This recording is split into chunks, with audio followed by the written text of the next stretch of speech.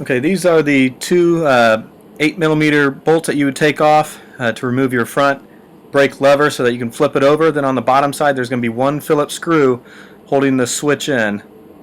You'll just take that out there and then you can pull the switch off. There's going to be two wires also connected to it. These are the points that you will put the flat blade screwdriver very carefully in between the plastic and just pry it apart. Just kind of pop them in there, twist the screwdriver so that it will open up, and then you'll be able to open it up just like this and see the inner workings of the switch. Next, remove the little black button from the top and set it aside. Try to remember the orientation so that you set it back in there correctly. Set it down, and then what we're going to do is we're going to pull out these inner metal pieces.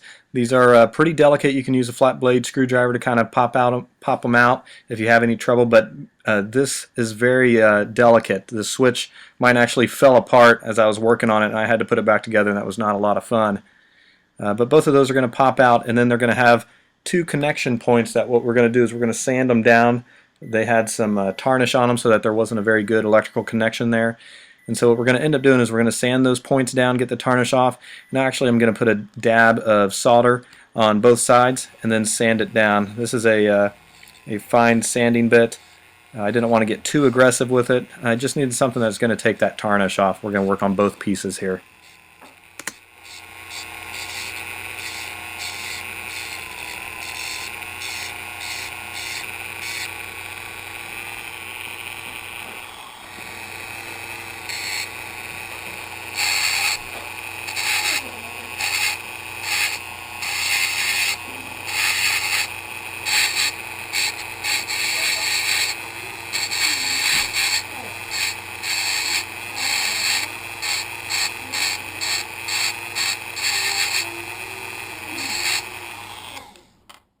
Okay, now we have a good clean point where we can add new solder to it. And so what we're going to do is we're just going to put some solder on there. It doesn't really matter what it looks like. That first solder was pretty bad looking. It just wasn't hot enough to really flow very well. So after we get the solder on both those points, what we're going to do is we're going to basically sand it back down to almost the thickness that it was before.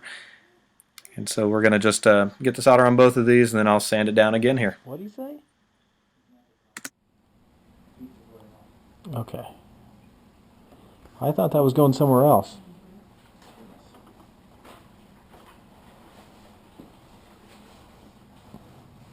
Table solderproof? Of course it is. It's $25. Yeah. Are you as shaky as I am?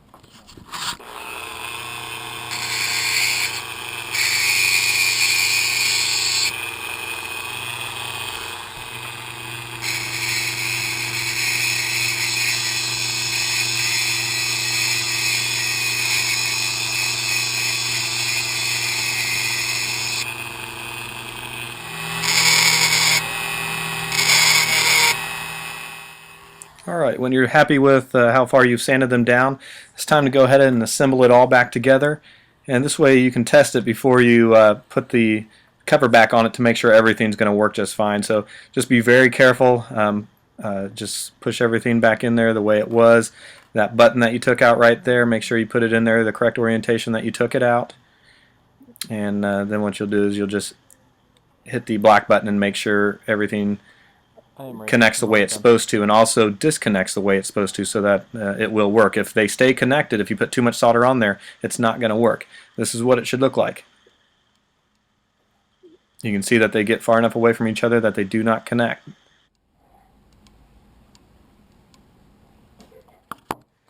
Okay, when you're confident everything's going to work, when you put the cover back on, what you're going to do is take your soldering iron and you'll just kind of melt those posts back together, and you just kind of smear it with the surrounding case so that the plastic just basically kind of welds itself back together. It doesn't have to be amazing work or anything, but that will just ensure that it doesn't just fall apart on you. It's kind of like a rivet. Don't put it on there. No, not on Mommy's machine. Put it on the car seat. Clip it on that little belt. There's just nothing to it. And here's the end result. I hope that this tutorial helped you fix your bike, and if it did, please like the video and subscribe. Appreciate it, guys. Thank you.